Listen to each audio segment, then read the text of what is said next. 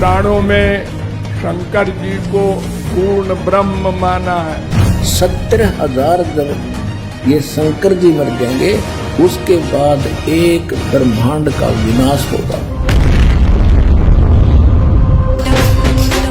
भस्मासुर की सत्य कथा से भी स्पष्ट हो गया कि शिव जी समृद्ध शक्ति नहीं है।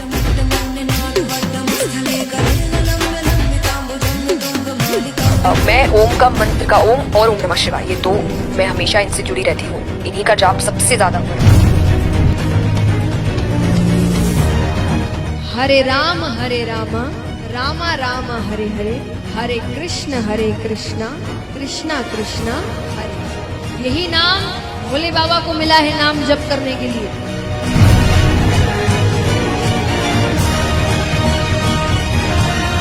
देवताओं ने अमृत पिया तो वो क्या बने देव, और शंकर जी ने पिया जहर तो वो बन गए महादेव। तो अमृत से श्रेष्ठ जहर है। अरे कर्महीनो, अरे ज्ञानहीनो कहते हैं परमात्मा। कबीर जी कहते हैं मोती मुक्ता दर्शत नाही, ये जग है सब अंदरे, दिखत के तो नैन चसन सुनकर फिरा मोतिया बंदरे।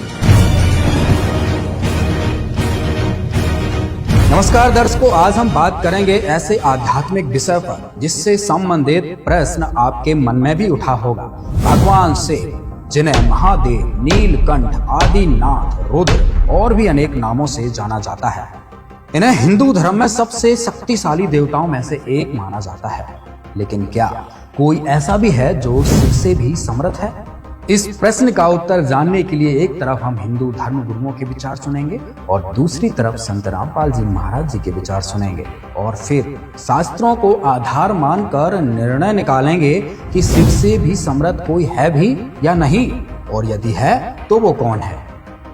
तो आइए सबसे पहले सुनते हैं हिंदू धर्म गुरुओं के विचार कि वो शिव जी के विषय में क्या कहते हैं। सब हैं देव, सब ने पिया अमृत तो सब बन गए देव। शंकर जी ने पिया जहर तो शंकर जी बन गए देवाधिदेव महादेव।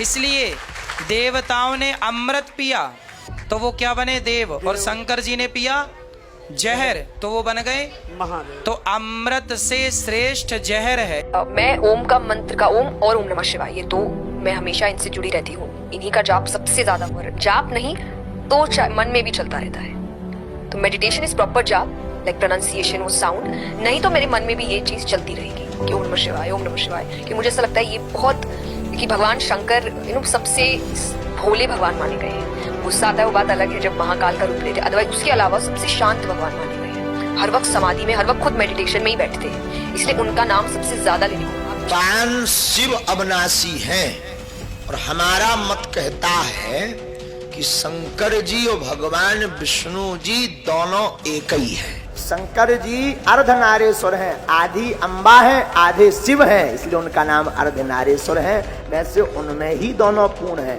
तो उनमें श्रद्धा कहे तो केवल शंकर जी में निष्ठा रखिए। जिसे मनुष्य जीवन मिल गया और उसने अपनी आत्मा के कल्याण के लिए अपने जीवन को उपासना में लगा दिया, वो शिव है। भगवान भूत बावन भोलेनाथ हमारे पिता हैं, माँ पार्वती हमारी माँ है, हम सब उनकी संतान हैं। समझ में आ गई बात? पुराणों में शंकर जी को पूर्ण ब्रह्म माना है, वेदों ने भी माना है, और एक शिव पुराण ही बना दिया गया है। जैसे विष्णु पुराण है ऐसे शिव पुराण भी है। देवाधिदेव महादेव शिव जी हैं, तो शिव जी को परम वैष्णव के रूप में माना गया है, परंतु एक प्रकार से शिव जी देवताओं की कैटेगरी में नहीं आते हैं। एक को पकड़ के उसके ऊपर छोड़ दो। जैसे परम वैष्णव आचार्य भगवान शिव हैं, उनके चरण पकड़ लो।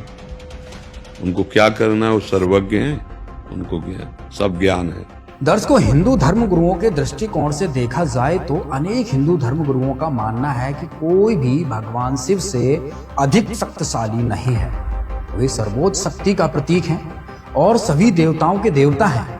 वे ब्रह्मांड के रचयिता हैं, पालनहार और संहारक हैं। चलो कुछ समय के लिए इन धर्म गुरुओं द्वारा बताए गए शिव जी के विषय में इन कथनों को सत्य मान लेते हैं, लेकिन उससे पहले ये कुछ वीडियो और देखते हैं। जो आदमी एक कृष्ण से प्रेम करता है, एक भगवान से प्रेम करता है, वो सफल है। और जो 17 जगह मन लगाता है, कभी इस देवता के पास, कभी इस देवी के पास, कभी यहाँ कभी वहां, वो ना घर का ना घाट का। इसलिए एक में मन लगाओ। हमारा कन्हैया जो करेंगे वही करेंगे।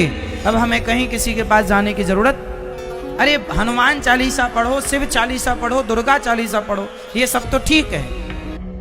सबसे बड़े भगवान, सब उनसे छोटे, सब दास हैं, नौकर हैं। ब्रह्मा विष्णु शंकर कोई हो, सब नौकर चाकर। उनके बराबर भी कोई नहीं है। बड़ा होने की बात तो छोड़ो, श्री कृष्ण अवतारी हैं, स्वयं भगवान कृष्ण, कृष्ण परतत्व, ये स्वयं भगवान है श्री कृष्ण। जबकि भगवान से कृष्ण आदि भगवान है और उनके तमोगुण से भगवान शिव उत्पन्न होते हैं। हरे राम रामा रामा हरे हरे, हरे कृष्णा कृष्णा कृष्णा हरे। सिर्फ इसी नाम जप से भगवान मिल जाएंगे। और विचार करिए, ये राम नाम, यही नाम भोले बाबा को मिला है नाम जप करने के लिए, और यही नाम हम और आपको मिला है। हमारी इस आत्मा के पति जो हैं वो गोलोकवासी श्री कृष्ण हैं। और फॉर योर का इंफॉर्मेशन माय डियर, इसका मतलब क्रिएटर एक है, हम सबको स्त्री बनाकर भेजा उसने। और इन आत्मा का जो पति है वो श्री कृष्ण है, उसके अलावा कोई नहीं। तो जिस व्यक्ति की जिस इष्ट में जितनी निष्ठा हो जाए, उस व्यक्ति के लिए वही सब परमात्मा है। उसी भगवान में सबके दर्शन करना चाहिए। गुरुजी, मुझे इस चीज का समाधान बता दो कि मैं दुर्गा चालीसा का भी पाठ करती हूँ, मैं दुर्गा चालीसा आप जो आए सब करत रहा। अब खुदा ही स्तर नहीं है, हमका कह दीजिए, हमने बता दिया कि आप सब करत रहा। राम राम बोलते हो तो आप राधा माधव ही बोलते हो, और राम राम बोलते हो ना तो जितने देवी देवता भगवत स्वरूप हैं वो सब आप पर प्रसन्न है। आप कौन कह रहे क्या? जब राम जी की कृपा तो सबकी कृपा है, सदा सदा उसकी कुशल मंगल होगी। एक ही है, दूसरा नहीं है, और उसे जो नाम दो तुम, हमें कोई परेशानी नहीं।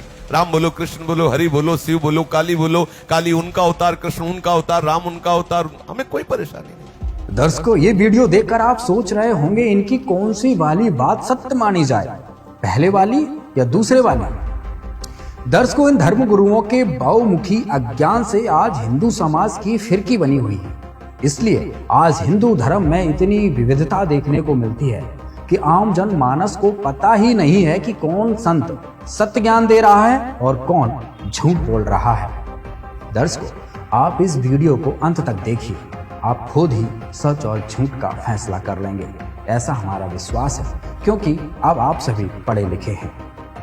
दर्शकों, सत्य का पता करने के लिए आगे बढ़ते हैं और जानते हैं कौन है शिव से भी समर्थ। आइए देखते हैं ये वीडियो।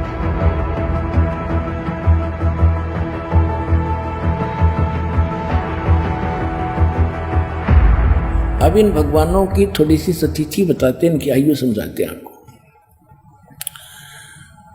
ब्रह्मा जी की आयु से आप परिचित हैं, क्योंकि ये हमारे भांड जो गुरु थे ये इतनी तबक बताया करते थे कि ब्रह्मा जी की आयु 100 वर्ष की है।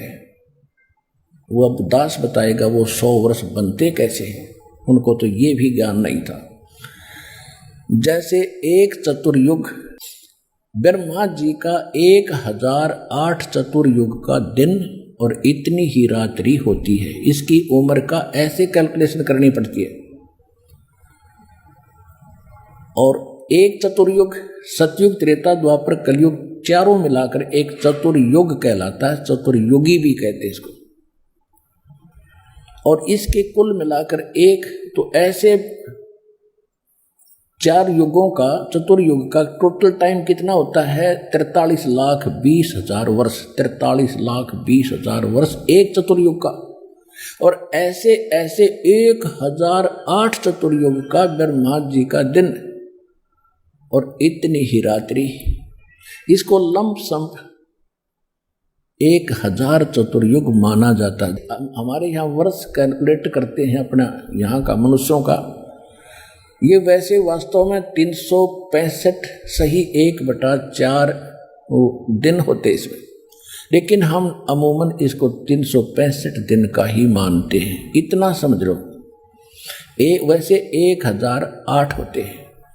और इसका आगे ऐसे इनकी आगे भी इसकी डिफाइन किया है कि एक इंद्र का शासनकाल 72 चतुर्युग का होता है, और एक ब्रह्मा जी के एक दिन में 14 इंद्रों का शासनकाल पूरा हो जाता है। तो 72 को 14 से गुणा करेंगे तो 1008 चतुर्युग होते। तो लमसम माना जाता है 1000 चतुर्युग का ब्रह्मा का दिन, इतनी ही रात्रि, ये दोनों मिलाकर समझो एक दिन रात बन गए ब्रह्मा के। ऐसे 30 दिन रात का महीना और 12 महीने का एक वर्ष, ऐसे बने हुए पीरियड से, और ऐसे 100 वर्ष की आयु है ब्रह्मा जी की। ओ तेरे की बताओ, अब हम तो 100 वर्ष हमारे गिन लो, ये कितने समय उसकी तुलना में। अब उसकी कैलकुलेशन ऐसे हटकर हम अन्य देवताओं की कैलकुलेशन नहीं कर सकते। अब ऐसे निकालेंगे, ब्रह्मा जी की आयु ऐसे बने हुए 100 वर्ष की होगी, ठीक है। उसके बाद इसे 7 गुनी विष्णु जी की 700 वर्ष जैसे ये बने हैं वर्ष, और इससे 7 गुना शंकर भगवान की 4900 वर्ष। किससे 7 गुना? विष्णु जी से 7 गुना। और जब ऐसे 7 गुना आयु वाला शंकर मर जाएगा, ऐसे ऐसे 70,000 जब ये शंकर जी मर जाएंगे, उसके बाद एक ब्रह्मांड का विनाश होगा। और इस गीता ज्ञान दाता की मृत्यु होगी।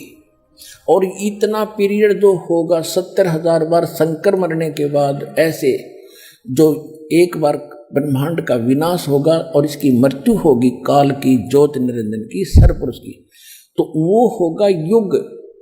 किसका? अक्षर पुरुष का युग होगा वो युग। अपने आत्माओं ने वेदों गीता का समझना कोई बालकों का काम नहीं था। गीता अध्याय नंबर 8 के श्लोक नंबर 17 में उसमें लिखा है कि सहस्र युग लिखा है, सहस्र चतुर्युग नहीं लिखा। ये गलती कर रहे हो अनुवाद करते समय, उन्होंने ब्रह्मा जी का वो सिद्ध कर दिया। वो है सहस्र युग ओनली, नोट चतुर्युग। तो 1000 युग का दिन किसका? अक्षर पुरुष का, और इतनी ही रात्रि। तो ऐसे जैसे एक युग, दास ने ये बताया, ऐसा एक युग, ऐसे ऐसे 1000 युग का अक्षर पुरुष का दिन और इतने ही युग की रात्रि। ऐसे 30 दिन रात का इसका महीना, और ऐसे 12 महीने का एक वर्ष, और फिर 100 वर्ष की आयु है उस अक्षर पुरुष की, और फिर भी मृत्यु। गीता अध्याय नंबर 15 के श्लोक नंबर 16 और 17 में 3 पुरुष बताए, सरपुरुष अक्षर पुरुष बताए 16वें श्लोक में 15वें अध्याय के। उसमें कहा कि ये 2 पुरुष प्रसिद्ध हैं, एक सरपुरुष और एक अक्षर पुरुष। ये भी और इनके अंतर्गत जितने प्राणी इनके कमांड में हैं, ये सब नाशवान है, लेकिन जीवात्मा अलग विषय है, वो नहीं मरती।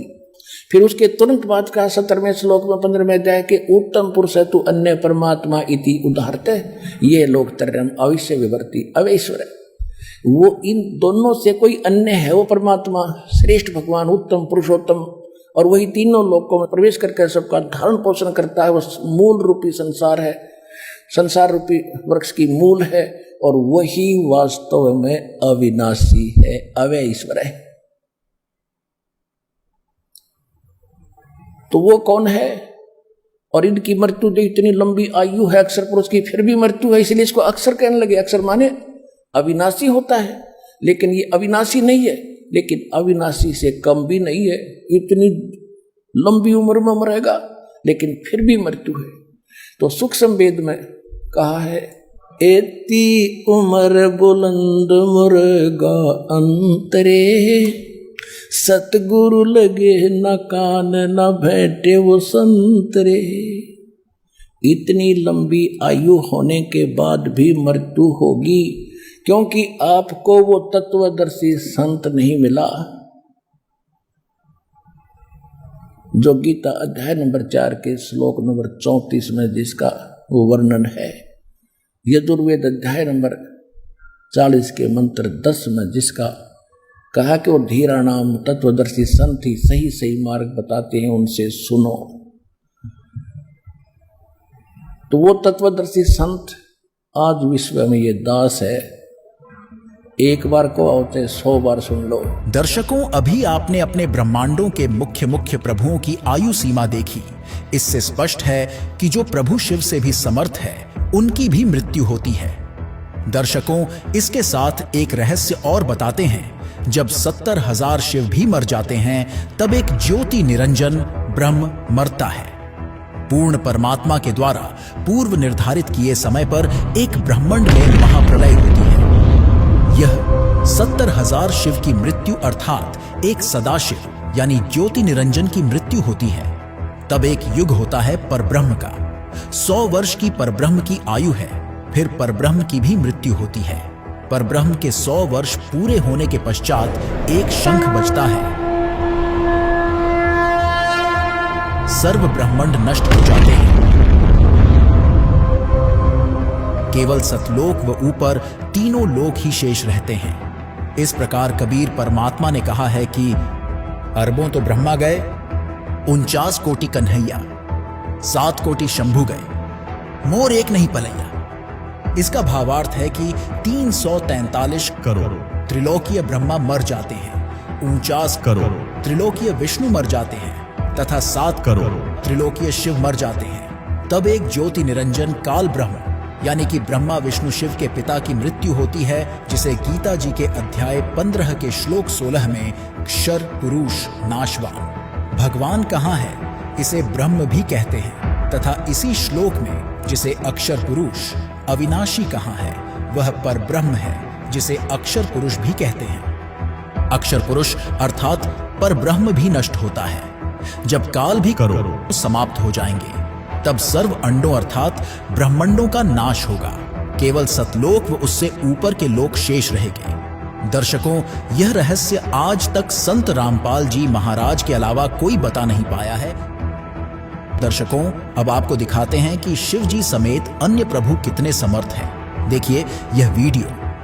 अब हम आपको थोड़ा सा इन भगवानों का जो अक्षेत्र दिखाएंगे कि ये कितने प्रभु हैं।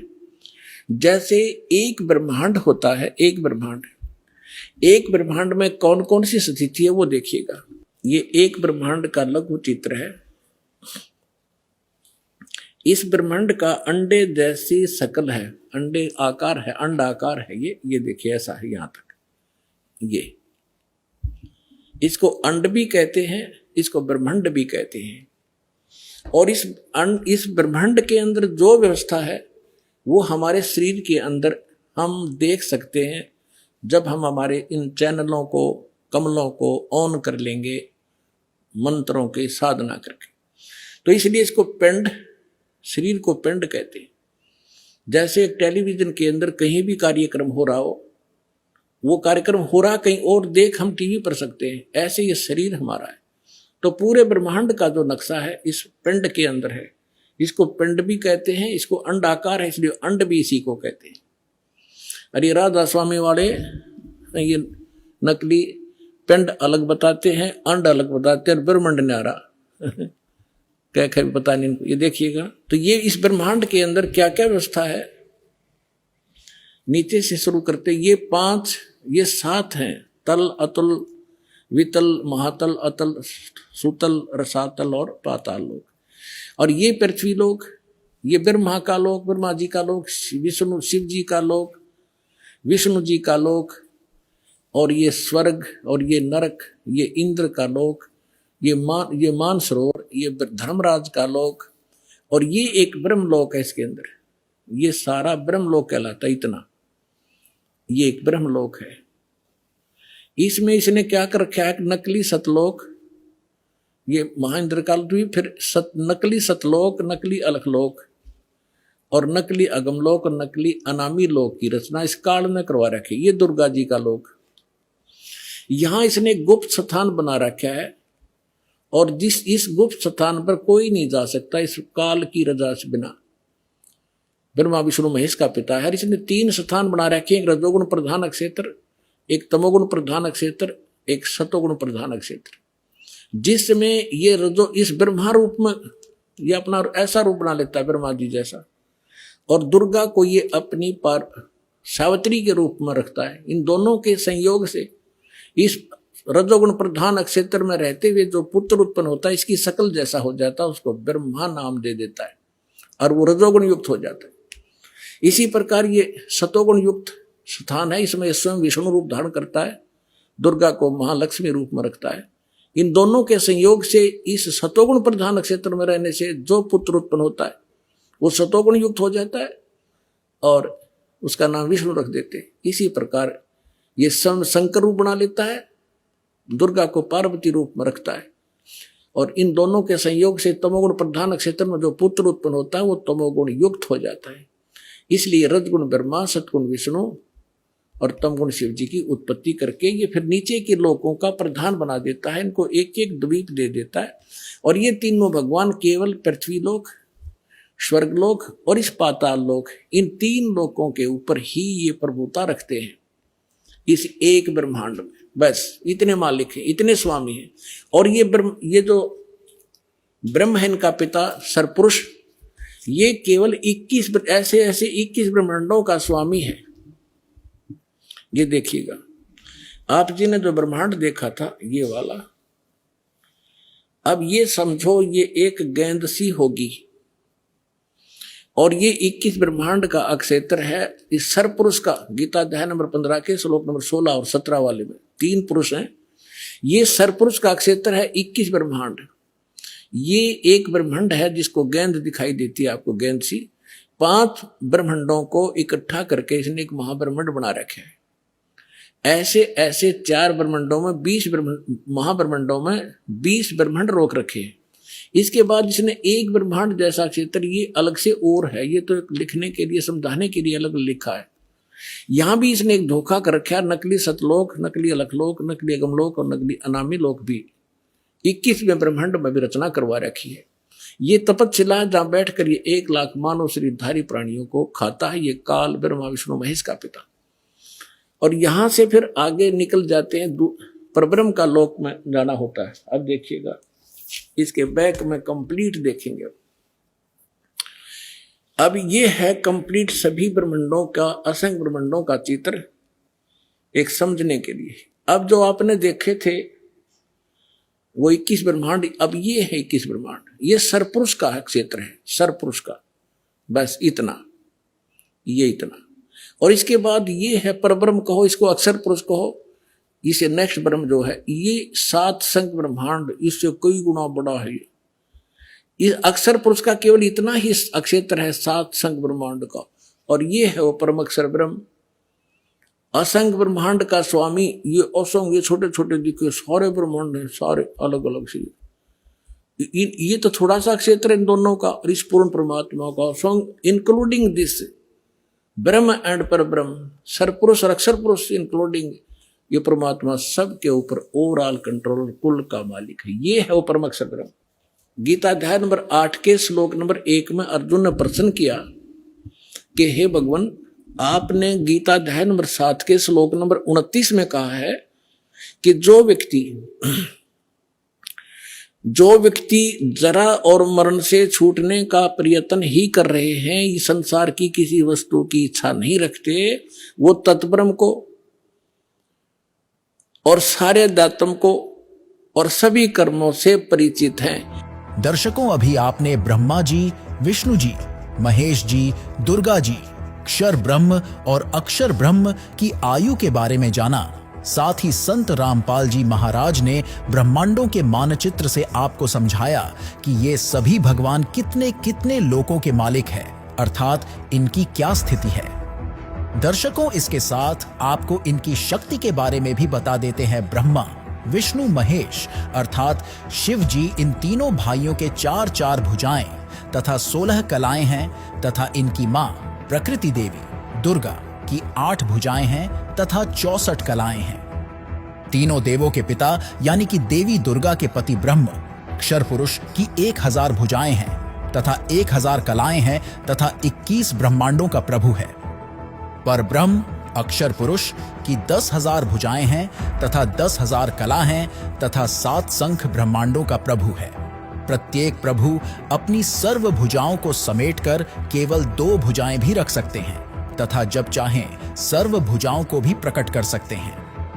इससे स्पष्ट है कि शिव जी से समर्थ दुर्गा जी हैं और दुर्गा जी से समर्थ सदाशिव यानी ब्रह्म है और ब्रह्म से समर्थ पर ब्रह्म है और परब्रह्म से समर्थ परम अक्षर ब्रह्म है, अर्थात शिव जी से ऊपर 4 भगवान और हैं। इससे स्पष्ट हुआ शिव जी समर्थ भगवान नहीं हैं। दर्शकों, इतने सारे प्रमाणों से यह पता चल गया कि शिव से भी कई और प्रभु समर्थ हैं, जिनमें सबसे समर्थ परम अक्षर ब्रह्म है। ये परम अक्षर ब्रह्म कौन है, इसकी जानकारी वीडियो के अंत में हम आपको बताएंगे। लेकिन उससे पहले ये देखते हैं कि जो लोग शिव जी को सबसे शक्तिशाली भगवान मानते आ रहे थे या आज भी भगवान मानते हैं, तो भगवान शिव को समर्थ सर्वशक्तिमान मानने का कोई ना कोई पैमाना तो होगा। तो उस पैमाने को नापने के लिए शिव जी की कुछ लोक प्रसिद्ध कथाएं सुनते हैं, जिनको आपने हजारों बार सुना होगा। तो आज भी सुनकर स्वयं निर्णय करना कि क्या शिव जी समर्थ शक्ति हैं, जैसा कि हमें हजारों वर्षों से हिंदू धर्म गुरुओं द्वारा बताया गया। सुनिए रोचक कथा।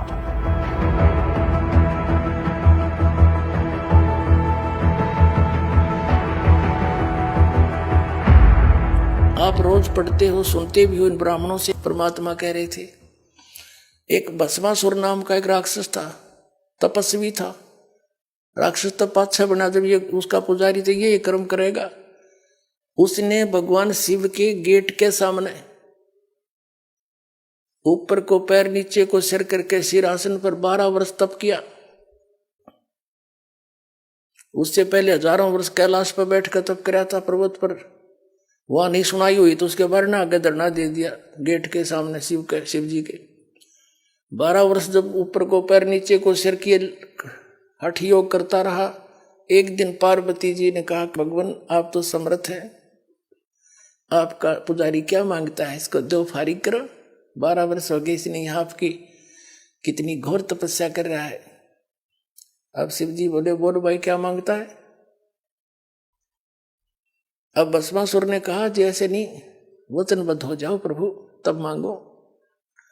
भगवान शिव ने सोचा भाई क्या मांगेगा, एक सिद्धि और मांग लेगा, दे दूंगा। बोल भाई वचनबद्ध हो गया, छोड़ पीछा मेरा।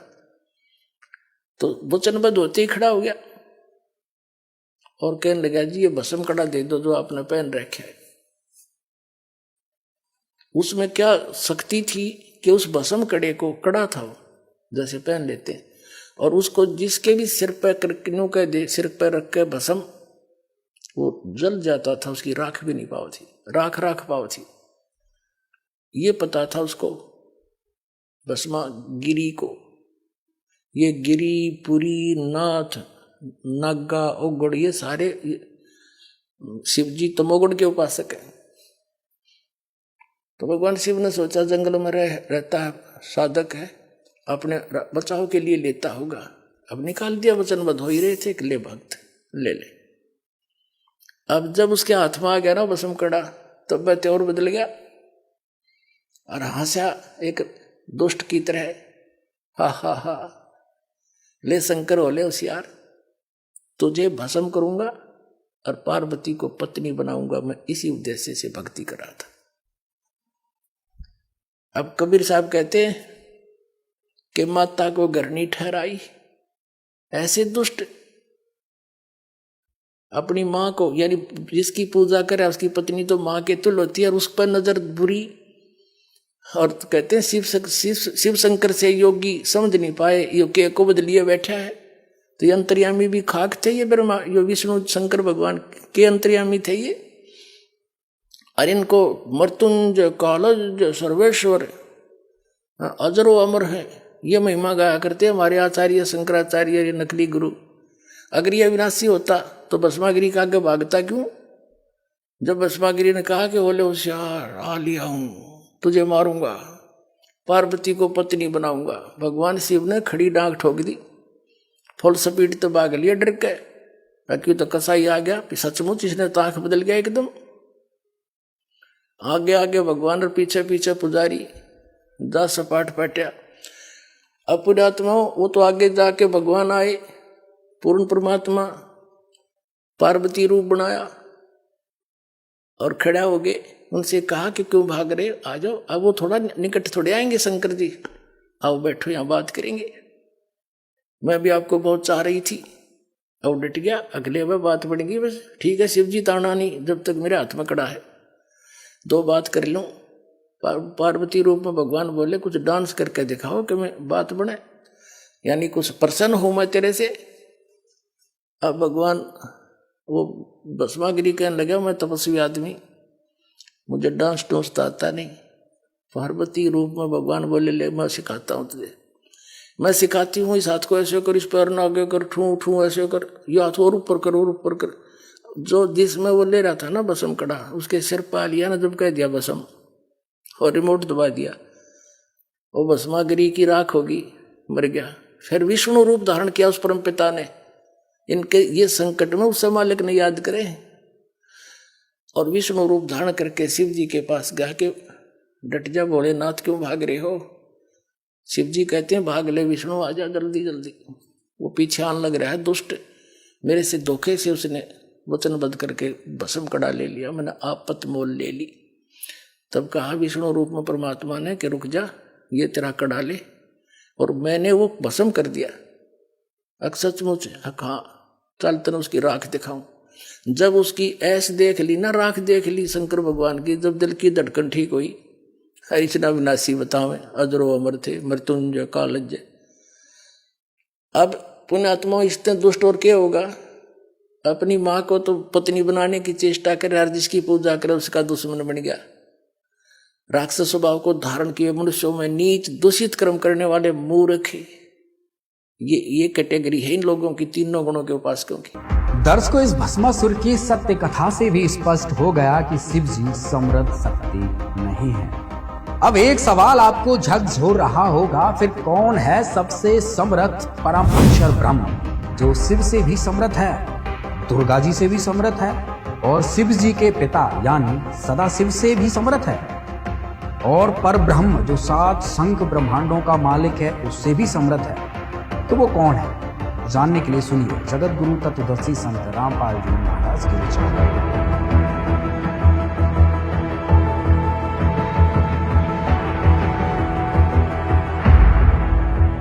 तब 8वें अध्याय के प्रथम मंत्र में अर्जुन ने पूछा फिर किम तत्परम, वो तत्परम क्या है। 8वें अध्याय के 3रे श्लोक में गीता ज्ञानदाता ने कहा वो परम अक्षर ब्रह्म है। एक सरब्रह्म, 21 ब्रह्मांड का स्वामी, इसको सरपुरुष कहो, सरब्रह्म कहो।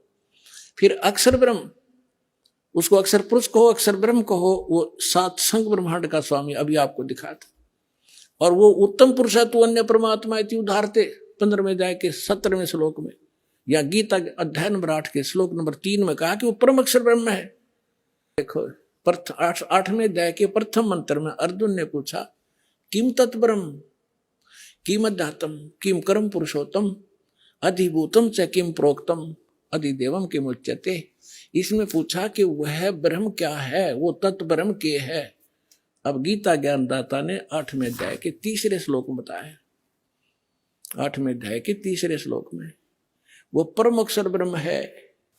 अपने आत्मा इतना गजब का ज्ञान इस अनमोल ग्रंथ में, अमर ग्रंथ में, गीता जी में। और ये नकली श्री कृष्ण जी ने सुप्रीम पावर बताते, श्री कृष्ण जी का था कि इसमें उल्लेख हो ना, गीता में की तो पूजा की विधि भी नहीं है, उसका कोई जिक्र भी नहीं है, सिर्फ 3 गुण बता दिए, रजगुण ब्रह्मा, सतगुण विष्णु, तमगुण शिव।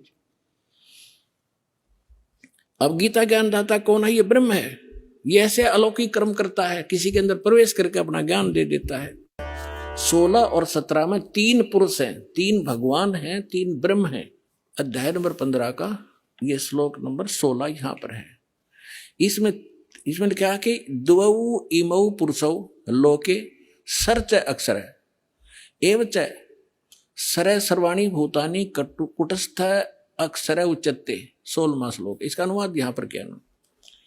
इस संसार में नाशवान और अविनाशी भी ये दो प्रकार के पुरुष हैं। अब देखो, इन्होंने सर्व ने नाशवान, अक्षर माने अविनाशी कर दिया। ये लिखना था इस संसार में सरपुरुष और अक्षर पुरुष, ये पुरुषों है ना, ये दोनों संस्कृत में इसके साथ भी लगाया जाता है, अक्षर पुरुष और सरपुरुष। ये और इनको देखें तो नाशवान और अविनाशी ये दो प्रकार के पुरुष है। पुरुष माने परमात्मा है, प्रभु है, भगवान है, ईश है, स्वामी है। और संपूर्ण प्राणियों के शरीर तो नाशवान है, जीवात्मा अविनाशी कहा जाता है। अब क्या है, ये सरपुरुष कितना मालिक है, अक्षर पुरुष कितना मालिक है, और परम अक्षर। अब तीसरा कौन है, वो तीसरा पहले दिखाते हैं आपको। तीसरा जो है वो परम अक्षर पुरुष है। अब यहां आपने 15वें अध्याय के 16वें श्लोक में दो पुरुष हैं, सरपुरुष और अक्षर पुरुष। ये इस दो प्रकार के पुरुष हैं, और इनके अंतर्गत जितने प्राणी हैं वो नाशवान है, और ये स्वयं भी नाशवान है। जीवात्मा तो गधे की भी नहीं मरती, कुत्ते की भी नहीं मरती। अब यहां देखो 15वें अध्याय के 17वें श्लोक में क्या लिखा है कि उत्तम पुरुष है तू अन्य। ये उत्तम पुरुष माने श्रेष्ठ परमात्मा तो इन दोनों से अन्य है, सरपुरुष और अक्षर पुरुष से। सरपुरुष सर और अक्षर, नाशवान और विनाशी, ये दो प्रकार के पुरुष हैं। इसमें लिखा है 17वें श्लोक में 15वें अध्याय के कि उत्तम पुरुष है तू अन्य, परमात्मा इति उद्धारत है। ये लोग तरम आवी से विवर्ती अवैश्वर है। उत्तम पुरुष तो अन्य ही है, इन दोनों से कोई और है, वो श्रेष्ठ भगवान परम अक्षर ब्रह्म तीसरे नंबर का। उत्तम पुरुष तो अन्य ही है जो तीनों लोकों में प्रवेश करके सबका धारण पोषण करता है। अविनाशी परमेश्वर परमात्मा इस प्रकार कहा जाता है।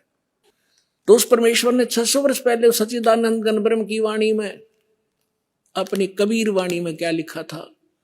अक्षर पुरुष एक पेड़ है, सरपुरुष वा की डारे, तीनों देवा शाखा है, ये पात रूप संसारे। और वे गीता क्या कहती है 15वें अध्याय का प्रथम मंत्र, कि जो संत इस उल्टे लटके संसार रूपी विभाग वृक्ष के सभी विभाग पत्तों सहित जड़ से लेकर पत्तों तक बता देगा, वो तत्वदर्शी संत है। पहचान बताई है तत्वदर्शी संत की।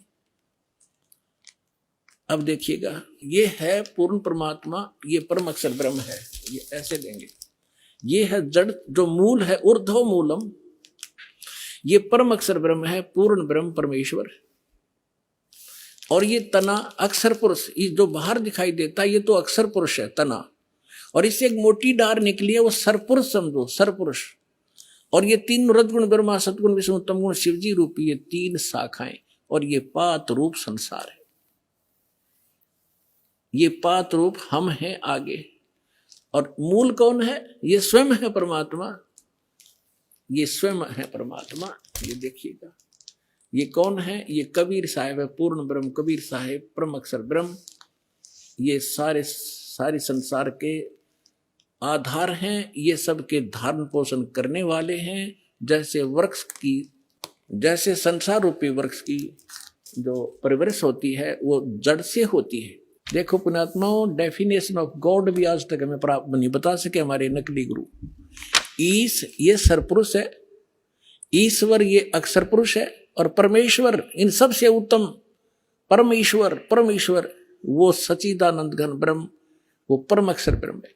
अब यहां बता रहे हैं कुछ परमेश्वर के ध्यान, उसकी भक्ति करने से उसको प्राप्त होता है। दर्शकों, कौन है शिव से भी समर्थ? इसका जवाब अब आपको मिल गया है, और अब आप कोई भी शिव भक्त हो उसको समझा सकते हैं कि शिव जी मात्र 3 लोक के भगवान हैं। सदाशिव यानी काल ब्रह्म 21 ब्रह्मांड के भगवान हैं, और कबीर परमेश्वर सर्व ब्रह्मांडों के भगवान हैं। जैसा कि आपको संत रामपाल जी महाराज ने आपके अपने ही सनातन धर्म के पवित्र शास्त्रों से प्रमाणित करके दिखाया।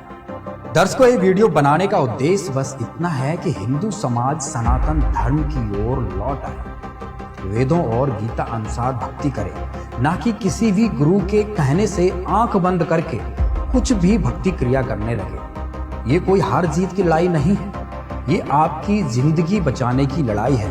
सनातन धर्म को बचाने की लड़ाई है। सत्य दिखाना हमारा कर्तव्य है। समझना, सोचना, सत्य को परखना, सच को स्वीकार करना, ये आपकी बुद्धि और विवेक पर निर्भर करता है। दर्शकों, इस वीडियो में बस इतना ही।